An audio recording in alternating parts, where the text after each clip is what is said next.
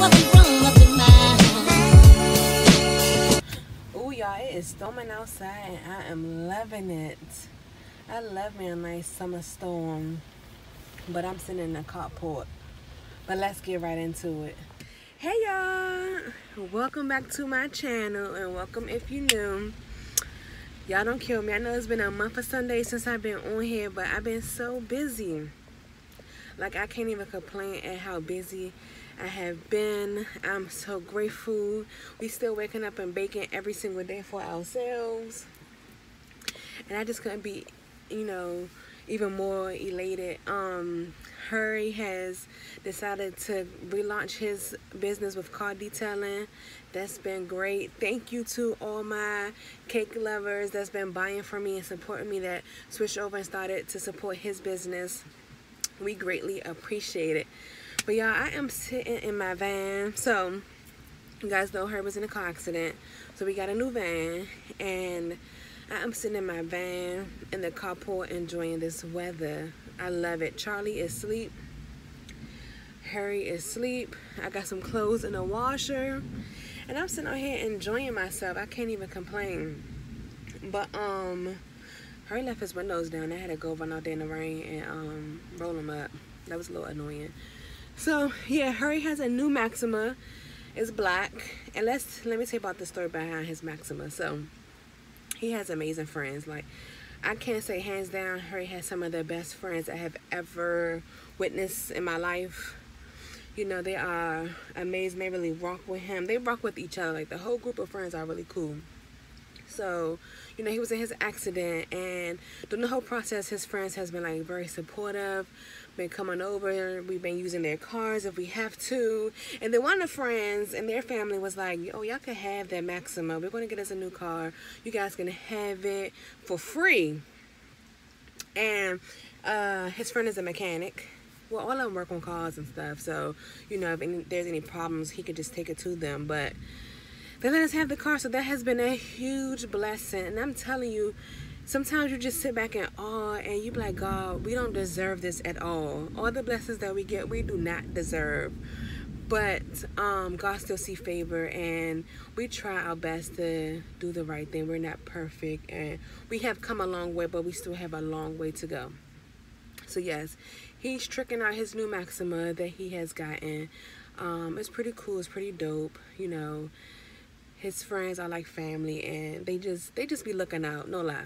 We all look out for each other. I have grown to become close with his friends, and it's been amazing. So yeah, so I just came on here, y'all, to say hi, to chit chat with you guys, to catch you guys up to speed, but to also answer some questions. So lately I have been getting DMs or text messages from either customers that's thinking about starting their business, or from old school friends or college friends, or when I did career day, I had somebody that works as an event planner contact me, and the main question is, how did I find the courage to be kind of a stay-at-home mom per se and start my business and push through the hard times? And the easy answer is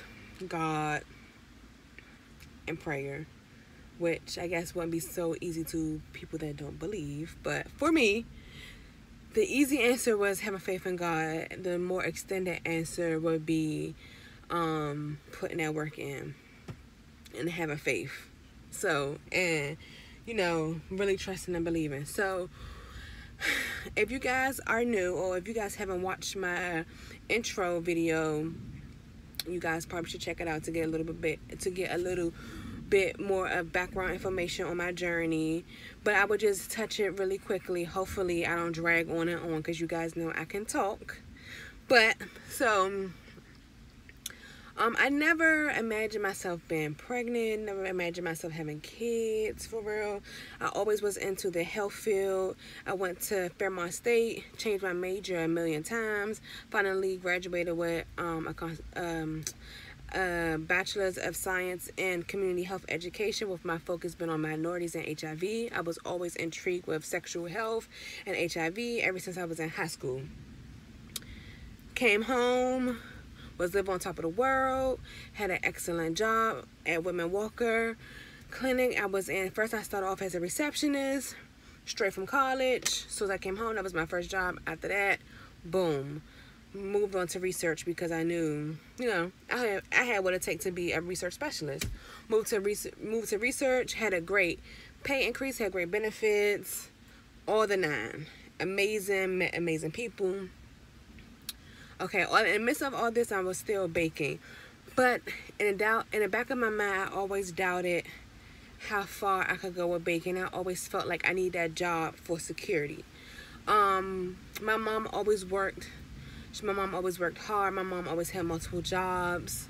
My mom was just a hard-working woman. And that was passed down from generation because her mom, which is my grandma, she was the same way.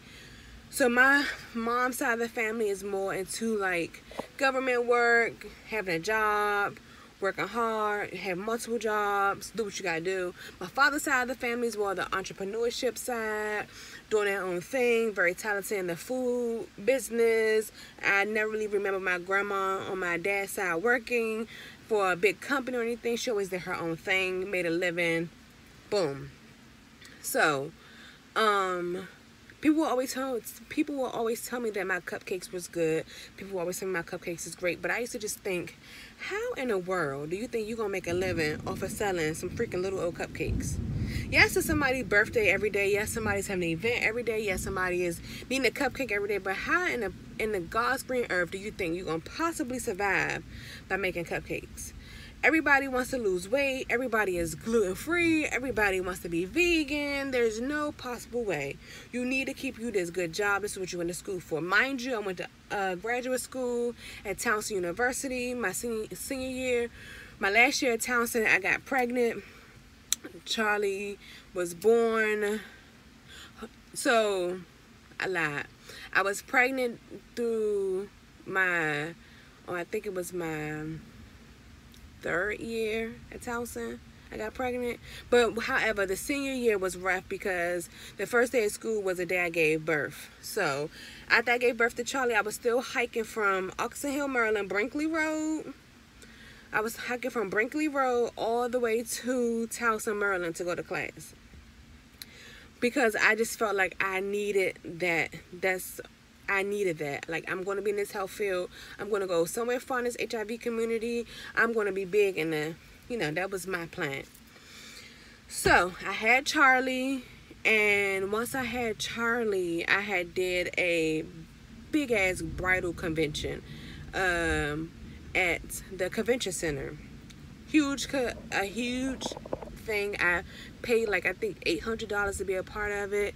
It was so many people and it was a big boom.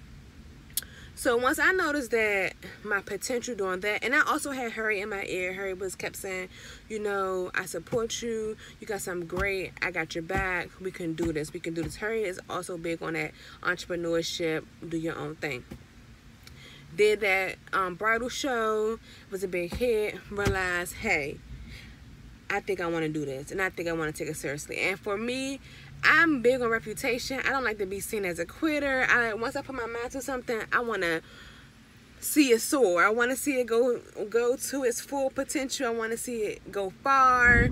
Yes. So, I didn't have a plan. I didn't know what I was going to do. I didn't know how I was going to do it. I mean, I'm not going to say I didn't have a plan. I had a little bit of an idea, and that was get up and bake every day, which wasn't popping back then. But I knew that I wanted to do this in life. I knew that this was my call. I knew this is what I was proud of. I was happy I could do with my eyes closed 10 times. It was in my blood to do. So once I got pregnant and had Charlie, my maternity leave was awesome. My job treated me well during my maternity leave. I wasn't forced to come back to work. I was very grateful for that. I got paid the whole time. I was able to keep up with the bills, all that. So once I finally decided to go back to work, I think after 6 months, I went back to work. And once I went back to work, it was just so depressing. Like, I was so jealous, kind of to say that her was spending more time with Charlie than I was. He was like experiencing everything that I feel like a mom should experience, and it was just, I don't know. I just was like, I don't want to have to always rush to a job. Mind you, at that time I was living in Landover, Maryland, and I was working on 14th Street. And parking is horrible on 14th Street. So that means I was waking up extra early. I would try to be out. That's lightning, y'all. It's going down out here. I would try to be out the house by 6:30 so I can make a good parking spot. And then I would have to come home, but sit in traffic, be so tired, and I was breastfeeding. So I would be so tired trying to have Charlie on the booby. But really feeling like mommy guilt in a way, and really feeling like I don't want to be that mom that's chasing checks, chasing money, chasing this, chasing that, and missing out time with my kid. Now, let me pause and say this.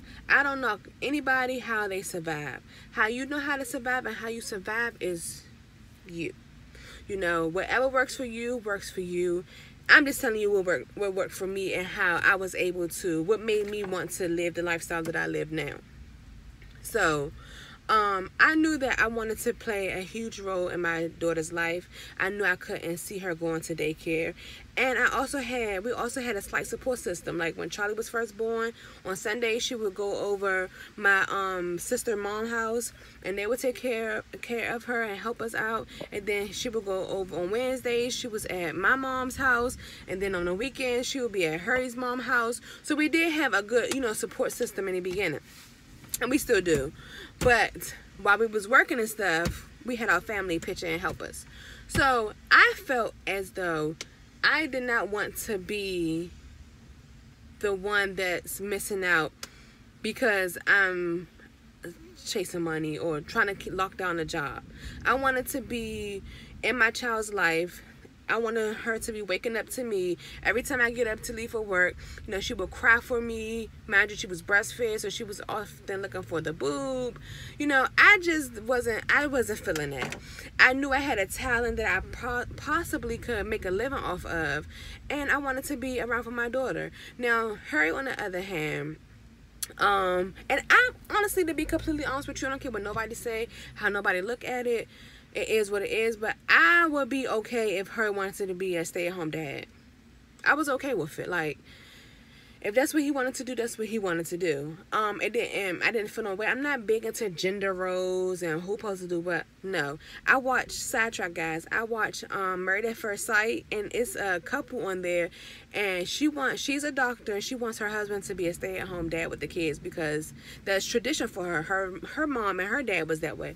But anyways, so he was ecstatic to be a stay-at-home dad because he has 3 other kids, but he didn't grow up with them and take care of them like how he is with Charlie. So I was like, hey, I need dibs on that. That's my baby too. I need to be home. I want her to see me baking. I want her to see mommy working. I want her to be a part of this, a part of my life as much as I want to be a part of her life every single day.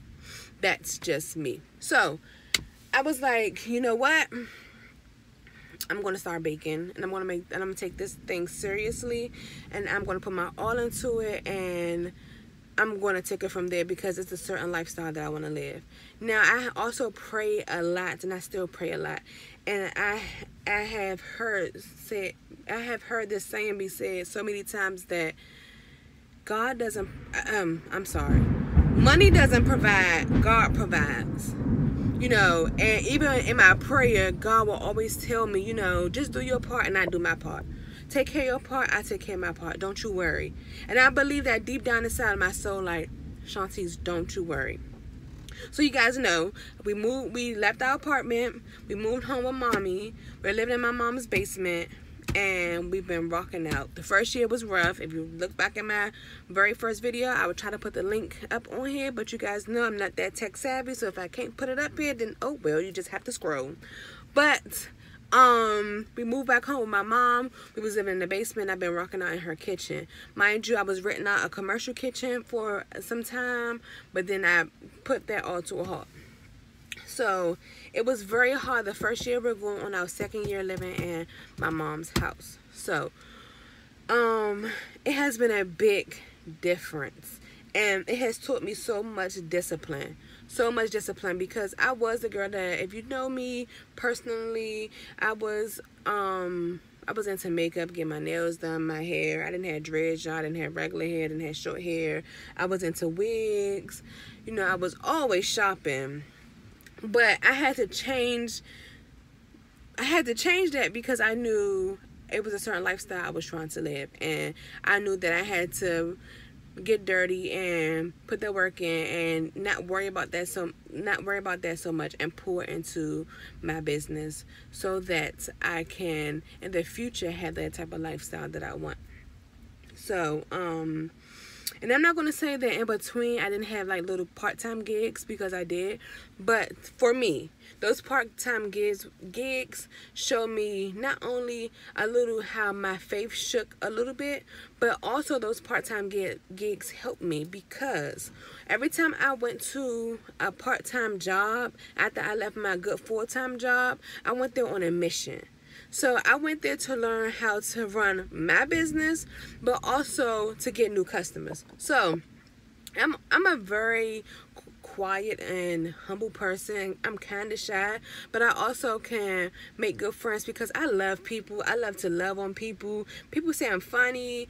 I don't really think I'm that funny. I just be me. But I love people. I love to be around people. I love to talk to people. I love to try to embrace people. You know, I don't know. I think I get it from my grandma and my dad. My dad's a social butterfly. He's a big social butterfly. If you know Baba, you know he's a social butterfly. So my grandma was the same way. And people used to call me Little Roseanne all the time. But she always loved on people. Everybody was family. She treated everybody with so much love. And that's, you know, just how I am. So I always go into a part-time gig, like, you know, with the mission of, I'm not here just trying to make some money. I'm here to see what I can learn. How can I, you know, run a business? Who I can meet, who can I bring as a potential customers. Every job I have worked at, I have brought back more than 1 or 2 customers. So when I was part-time at Starbucks, I linked up with a group of girls. They was really cool. They have supported me. They have bought cupcakes from me. One girl have helped me execute the snickerdoodle cupcake. Yeah, you know, her grandma was a baker as well. So, you know, she still rocks with me to this day. When I was working with my uncle, I have gotten the biggest job, one of my biggest jobs working with my uncle, and that was at DC Water. I have met so many people. It's an actor named Mark Cannon that has supported me, bought cupcakes from me. Working with my uncle has been the biggest blessing. He has a catering company called Catherine's Kitchen, which is amazing, which is awesome. And then when I worked at Wag Time, that was a small business. It wasn't a small black business, but it was a small business that was ran by mostly black people.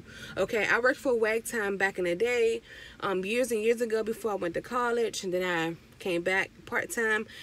Once again, met amazing customers, and I learned the ins and outs of how to run a small business. So I'm very observant. I'm a Virgo, August 24th, baby, all day. So I'm very observant, and I you know, really study and observe things, observe my surroundings, observe how things are done. So once you change your attitude about if you do want to go to a part-time, or if God is sending you to a part-time, or however the case may be, look at everything as a test or a part of your journey to learn something, to figure something out, to overcome something. You know, it's not a bad thing. And let me tell y'all, this time last year, whew, I was in a completely different headspace. I was in a completely different space, period. You know, me and her was going through so much. We was both so extremely depressed. I was walking, some days I was walking from Navy Yard, which is my mom's job, waking up at like 3 and 4 in the morning, riding into the city, because we live far out from the city, riding in the city with her. Then if I didn't have any money at the time, I was walking from Navy Yard down to K Street to get to work, and that was just all a part of my process. Now this year I'm making twice as much as I was making when I was working at Starbucks, but it's just to say that I put in that hard work. And I knew what life that I wanted to live. And I knew what I would have to go through. And I was willing to make those sacrifices and go through that to get to where I am now. Now, we have a long way to go, but we are doing really well. You know, I'm to a point where I told my daddy, I don't have to ask you for no more money, daddy. You know, and I have a team that I can pay, and I'm really seeing my goals and my dreams transpire in front of me every single day. Every single day, and it's nothing but God. And so, I don't know if I drifted away from the question or not, but I say all that to say that I knew what I wanted for myself. You know, I prayed a lot, I believed a lot, and I still do believe. And that's how I was able to, you know, live the way I live now.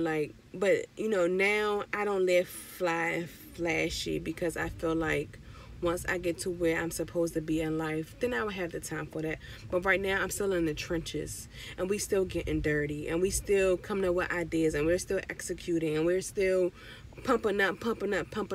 We're in the engagement stage. You know how the engagement to me is the getting you prepared for the big wedding for the rest of your life.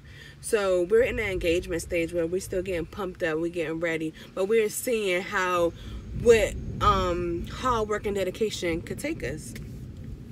So I just want to once again encourage anybody that's out there that's trying to start a business, that's feeling lost, that feel like they don't know what to do. First things first is you need to pray. And you need to erase any doubt that's in your mind, in your heart, and in your head. You must trust the process. You must be willing to make major sacrifices. And although certain things may seem impossible, or certain things may seem hard to do, just focus on the end result and what you're trying to do. You know, I always say, God didn't bring me this far to just drop me off here and be like, it's done and over with for you. You know, I know it's big things. I have my journal and my diary that I wrote down my goals into. I'm about to turn 29, you guys, on August 24th. And my goal is by the time I'm 30, I'm settled into my mansion.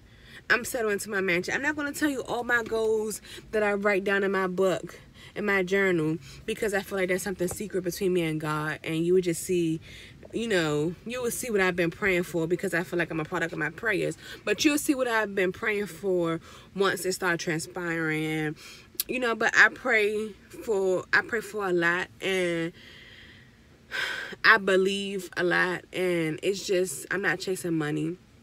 I'm not chasing materialistic things. I'm chasing, you know, my purpose. I'm chasing joy. I'm chasing peace. So with all that being said, I just want you guys to know that it's not easy. It's far from easy. But with a lot of hard work and dedication, it's possible. Be ready to make those sacrifices. If you're not ready to make sacrifices, then you're not ready to go in business for yourself, or you're not ready to, and you might not be trying to go in business for yourself. You may be just want to I don't know, be a stay-at-home mom, or figure out a way to be more involved in your kids' life. Because for me, it's great to be able to provide a roof over your kids' head, and it's great to be able to put clothes on your kids' back and food on the table. That's what you're supposed to do. But I think as parents, we sometimes forget that kids need more than that.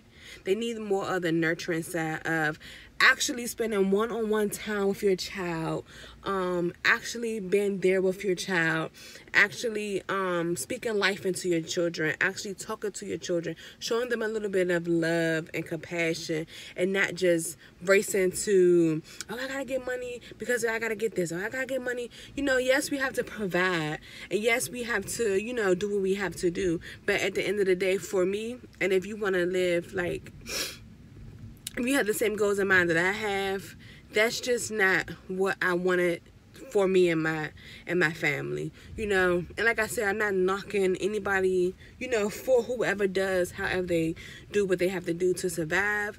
But for me personally, I knew that I wanted to be, you know, really involved with my child's life. Now, is it easy being a stay-at-home mom and running a business? Hell no, it's far from easy. And my mom and her and everybody that know me and know what I go through on a day-to-day basis can attest to that. It's not easy, you know, and God knew to only give me one and not twins. But it's not easy, but it's worth the sacrifice for me. It's a headache every day almost. And every day I almost feel like I'm going to lose my mind because in the middle of baking, first of all, you got a little baby keep saying, mommy, mommy, mommy, mommy, mommy. Then in the middle of baking, you got to run and do this, run and do this. Sometimes you got to stop what you're doing and put her in the tub, and you got to stop what you're doing, do this. But it's all worth it. I couldn't imagine, you know, having somebody else do that for my little one. And like, you know, like I said, it's all about what you want in life. I feel like life is about what you making and what you want. You should not, I'm gonna just say, I should not have to live life on somebody else's terms. You know what I'm saying? Like, I don't want to have to live life and have to worry about, oh my gosh, am I going to be able to make it to this event? Or, oh my gosh, am I going to be able to get this time off because I need a vacation? Or, oh my gosh, you're going to make me stay late. Or, oh my gosh, I'm going to miss this. Or, oh my gosh, this. I want to be as free. Like, I feel like life should be, you know, freely lived. Not like you don't have to pay for nothing in life, but on my own terms. I understand there's rules and laws and, you know, the culture that you have to live by, but also at the same time, I don't want to feel locked down. I don't want to feel like I have to make the sacrifice. And let's get this right. Running a business, you will sacrifice time with your family as well. I'm not saying that you won't. You will miss events.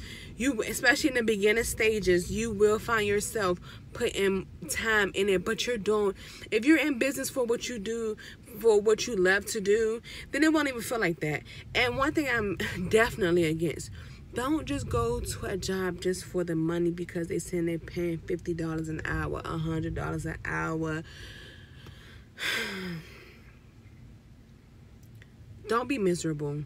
Please. Don't be miserable. If you're going to be at work 8 hours a day, 5 hours a day, it might take you an hour, 30 minutes, 20 minutes to get there, an hour, 30, 20 minutes to get home. And in that time frame, you're just miserable. You're upset. You're in a car dealing with traffic. You're at work dealing with confusion. You're being mistreated. You're just not happy. You're not living in your purpose. Then you go home dealing with more traffic. By the time you get home, you didn't miss everything with your kids. Or you're scrambling around trying to... I just didn't want that for myself. I really didn't. I really didn't. So... that's what I did. I hope that kind of gave you guys a little bit of insight. I really missed you guys. I really missed being on the camera. I'm going to try to do so much better. So I'm going to let y'all go for now. Let that simmer in. If you have any questions or comments or, you know, anything that you would like for me to talk about during my journey, leave them below. Make sure you guys comment, like, and subscribe. Tell a friend to tell a friend to tell a friend.